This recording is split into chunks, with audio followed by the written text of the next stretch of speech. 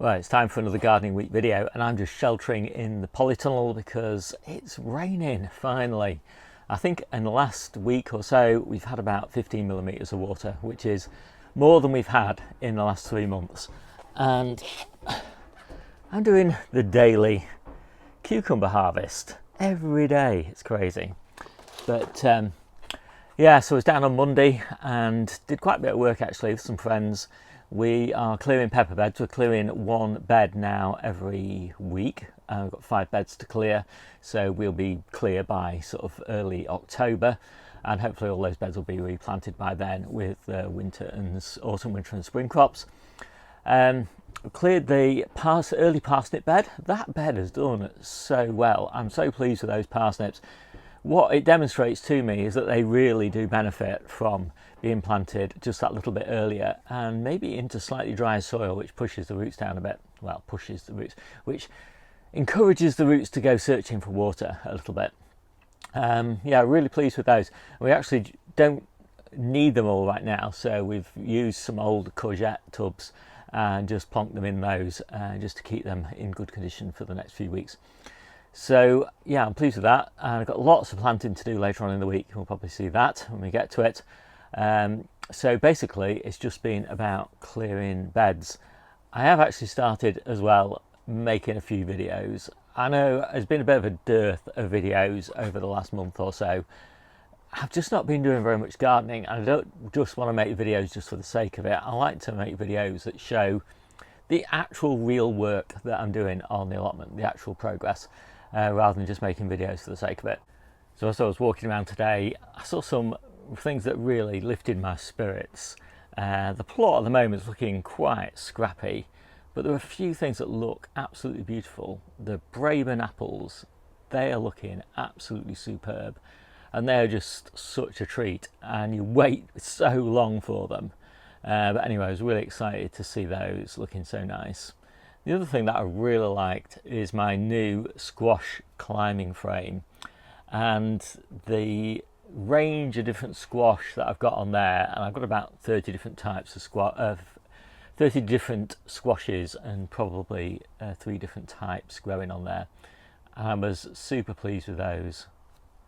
And finally, the pak choi. Wow, that pak choi.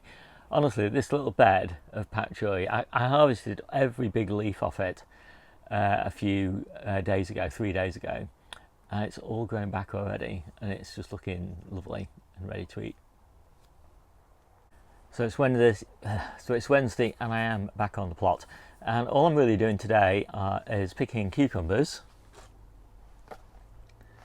and working on the beds that I'm preparing. So I've got them all fertilised and weeded, but I wanted to get them watered with the fruit and veg protection nematode, because I noticed when I was clearing them that there are still cutworms in the ground, and they will just go through new lettuces and new spinach and things like that and just eat the roots and eat the stems, and I'll lose a lot of plants. So yeah, the fruit and veg protection nematode is the best way that I know to do that. It's a little bit expensive, but it doesn't really factor in as far as I'm concerned, because it's essential really for a good harvest in winter and spring.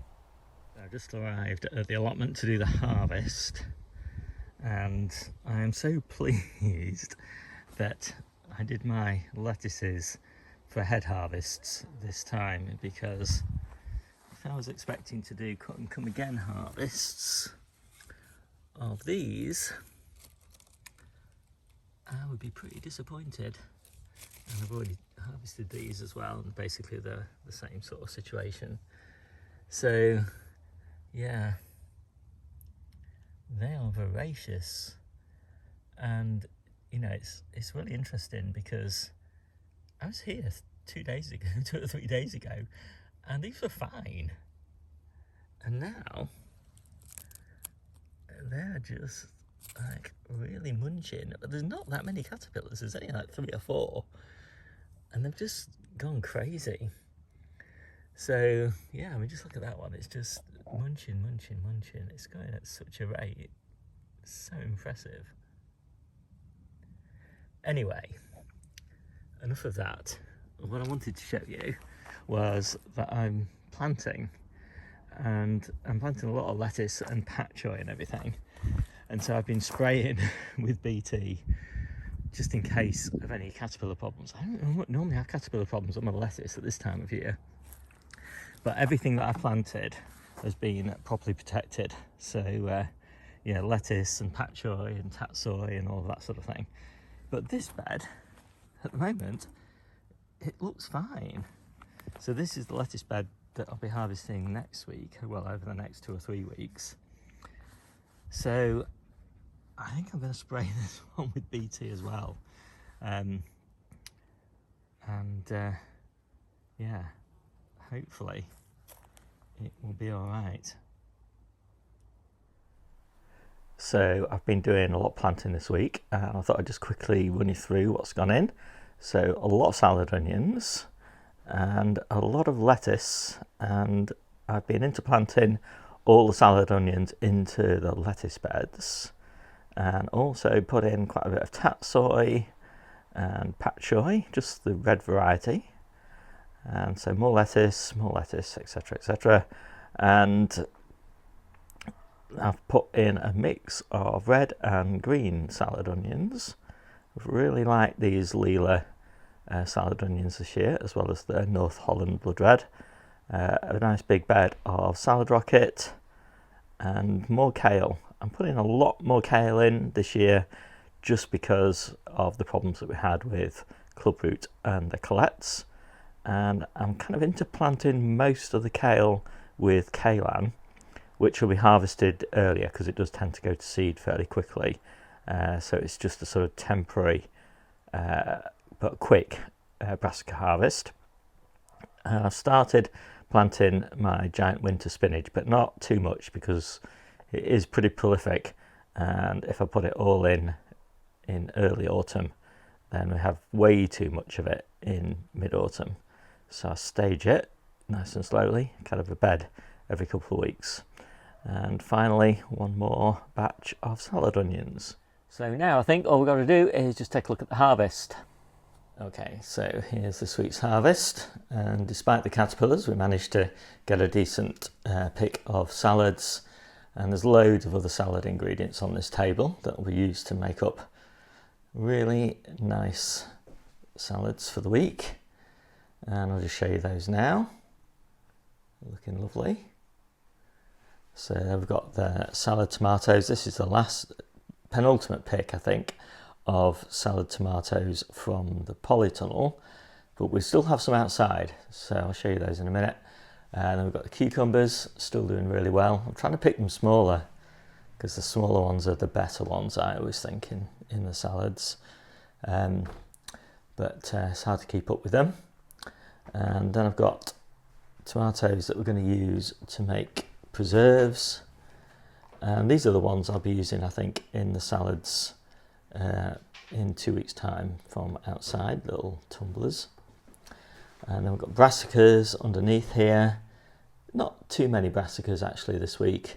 Again, we're kind of just holding them in reserve for winter because we haven't got any colettes this year because of the clubroot. So yeah, we'll be a bit short of brassicas, and I've been planting a lot to try and make up the shortfall, but it's kind of hard to do at this time of year. Got a nice bouquet there of chard and various different herbs and celery. And those are the peppers for the week. Pretty nice harvest. These are the little lunchbox ones here, which have been quite nice in the salad mixes, but these are still the best of all of them. These long yellow wingos. I've got some really nice red pak choi, and yeah, of course, apples and pears and all that sort of thing, which we're just picking off the trees. Leeks, sweet corn, various different types of courgettes, and then these are the tromboncinos, the little tiny ones. We've got some huge ones, which I'm quite keen to show you, but leaving them on the plants to dry out a bit before we pick those in October. I've got some little beetroots. I'm just picking the little beetroots at the moment because I want everything else to go into store. in October. Again, big, pretty big carrots. You don't need to pick very many of those to meet everybody's needs. But they're a bit big for salads now, but they're really nice cooked. And then we've got just a few little of these onions, loads of salad onions. So we've done really well with salad onions this year. New Zealand spinach. We haven't got any true spinach. Normally we'll have Asian spinach at this time of year, but cutworm's got that. It's just been one of those years.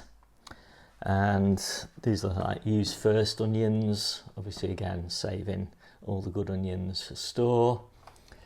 Beans, French and runners, parsnips. Weekly pick of potatoes from the tubs.